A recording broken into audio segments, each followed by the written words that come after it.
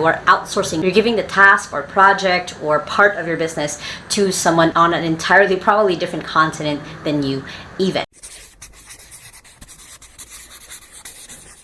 Hey there, and welcome back to my YouTube channel. Now, my goal is that at this video is to show you guys what are the pros and cons of outsourcing your business or your life. Now, if this is your first time on my channel, my name is Lacaba. I have been working from home since I was 15 years old and now run an assistant outsourcing company here in the Philippines. And I post videos every Sunday and Thursday on how to work from home and how to have a business from home. So make sure to hit the subscribe button right there so you don't miss any of my videos. Now, if you haven't seen any of my videos before, I want to define outsourcing really quick for you. So outsourcing is having different tasks or parts of your business being worked by or being done by someone who is not in the same country as you most of the time, or even just the same city as you. You are outsourcing. You're giving the task or project or part of your business to someone on an entirely, probably different continent than you even. And you guys can check out all of the other videos that I have about outsourcing and how to hire a virtual assistant. But for this one, I'm really going to focus on the pros and the cons. Now, I'm going to do the pros first, and you guys can jump to the cons on this timestamp right here. But basically, I'm going to really focus on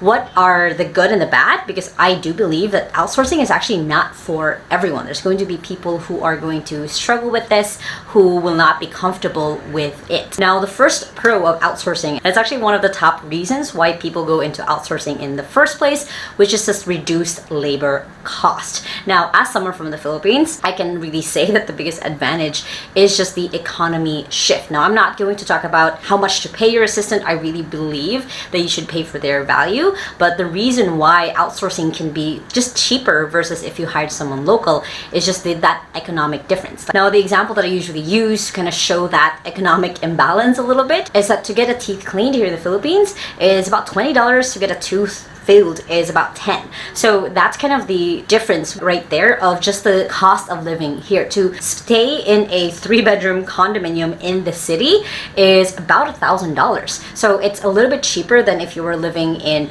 the US or Australia or UK, wherever you're at, which is why outsourcing is very attractive to a lot of people. Now, again, just repeating back, I always believe in paying people the value that they bring into your business, not just looking at their social economic strata, but also looking at their value that they bring. But that is one of the main reasons why, because you could just be starting your business, making a couple of dollars a month, and you could already get started working with someone online. Now, speaking of cost, the other reason why people would outsource, another pro of that, is that you do have lower overhead costs.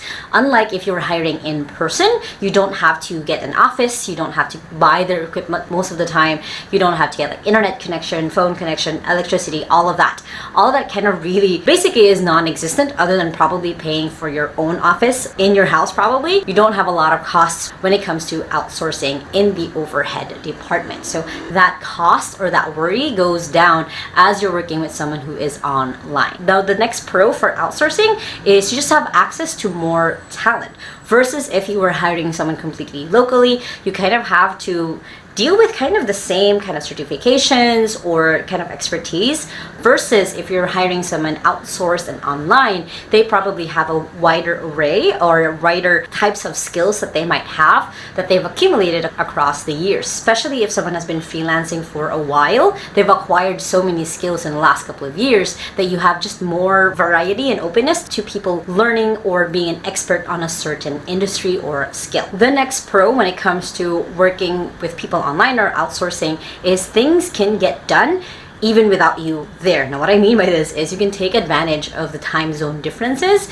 and assign tasks to your assistant, for example, at the end of your day, and by the time that you wake up the next day, they would have already been done. Now, that usually is a little bit of a con for some people because they do want to have their assistant be awake when they are, but there is just something really cool about work getting done while you sleep, that the next day you just have to approve things, go over things, and things just do get done without you. Now, another pro with outsourcing is most most of the time, if you're hiring someone online, they're pretty self-managed. If they've had experience working with people online before, they've probably already created habits and systems within themselves to keep themselves self-motivated to keep going even on days where you don't even talk to them. So that's one of the biggest perks that I've found even with us hiring a lot of assistants, is we help them build those habits and those systems within themselves so that they can keep going even when their client doesn't communicate with them as much. Now, one of the biggest reasons of why you should outsource is just a difference of perspective when it comes to culture. When you're hiring someone locally, you kind of get the same ideas, the same vibes, because you guys are in the same area.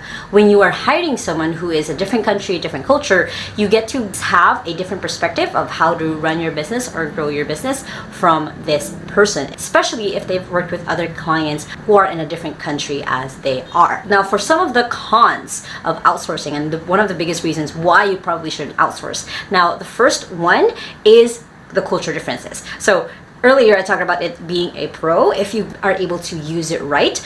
But then the con is there are going to be some cultural differences where you might not see eye to eye with the person that you are hiring. So before you even hire from a specific country, you got to learn a little bit about how their work language is like, how to give them appreciation, how to give them feedback that they can actually receive. Now, I'm really lucky in the sense because I am Filipino, so it's easy for me to relate and work with our outsourced assistants. But for some of our clients, I actually do have to train them like, hey, it's actually really nice if you ask your assistants, your Filipino assistants, how their day went or how their family is. It's actually almost rude when you don't ask us how our family is or how that last thing that we said we were going to doing is. So try to look at that. Try to look into the work culture of different countries that you're about to hire into so that you can solve a little bit of those cultural differences. Next con when it comes to outsourcing is there is just a little bit of a loss of privacy or confidentiality because you guys are probably working online. There's no way that you can securely have their laptop not leak any information.